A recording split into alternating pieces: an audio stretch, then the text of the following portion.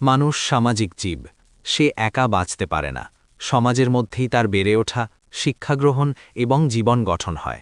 তাই একজন মানুষের চরিত্র যেমন তার ব্যক্তিগত জীবনে প্রভাব ফেলে, তেমনি তা পুরো সমাজকেও প্রভাবিত করে। এই কারণে সৎপথে চলা শুধু ব্যক্তিগত গুণ নয়, এটি একটি সামাজিক দায়িত্বও বটে। সৎপথে চলা মানে শুধু মিথ্যা না বলা বা চুরি না করা নয়, বরং জীবনের প্রতিটি ক্ষেত্রে ন্যায়, সততা এবং নৈতিকতার চর্চা করা। একজন সৎ মানুষ কখনো অন্যের অধিকার হরণ করে না, কাউকে প্রতারণা করে না এবং নিজের স্বার্থের জন্য অন্যকে কষ্ট দেয় না। সে সবসময় সত্য ও ন্যায়ের পক্ষে থাকে, এমনকি কঠিন পরিস্থিতিতেও। বর্তমান সময় আমরা দেখতে পাই অনেকেই দ্রুত সফল হবার জন্য অসৎ পথ বেছে নিচ্ছে।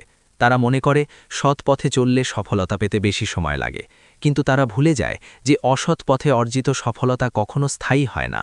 এক সময় না এক সময় তা ধ্বংস হয়ে যায় এবং এর ফলে মান, সম্মান, সম্পর্ক এবং মানসিক শান্তি সবকিছু হারিয়ে যায়। সৎ মানুষের সবচেয়ে বড় শক্তি হল তার আত্মবিশ্বাস এবং মানসিক শান্তি।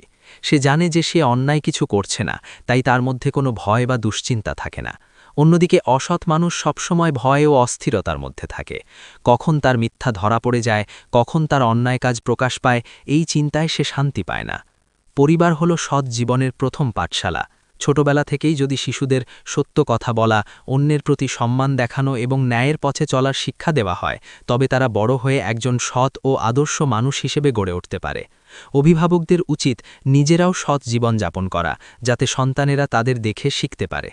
এছাড়া শিক্ষা প্রতিষ্ঠানও সৎ পথে চলার শিক্ষা দিতে গুরুত্বপূর্ণ ভূমিকা পালন করে। শিক্ষকেরা শুধু বইয়ের জ্ঞান দেন না, তারা শিক্ষার্থীদের নৈতিকতা ও মূল্যবোধ শেখান।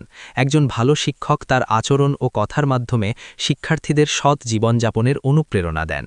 সৎ পথে চলার আরেকটি গুরুত্বপূর্ণ দিক হল আত্মনিয়ন্ত্রণ। অনেক সময় মানুষ লোভ, রাগ বা হিংসার কারণে ভুল কাজ করে ফেলে, কিন্তু যে ব্যক্তি নিজের আবেগকে নিয়ন্ত্রণ করতে পারে সে সহজেই সৎ পথে থাকতে পারে। তাই আমাদের উচিত নিজের মনকে নিয়ন্ত্রণে রাখা এবং সব পরিস্থিতিতে ঠান্ডা মাথায় সিদ্ধান্ত নেওয়া।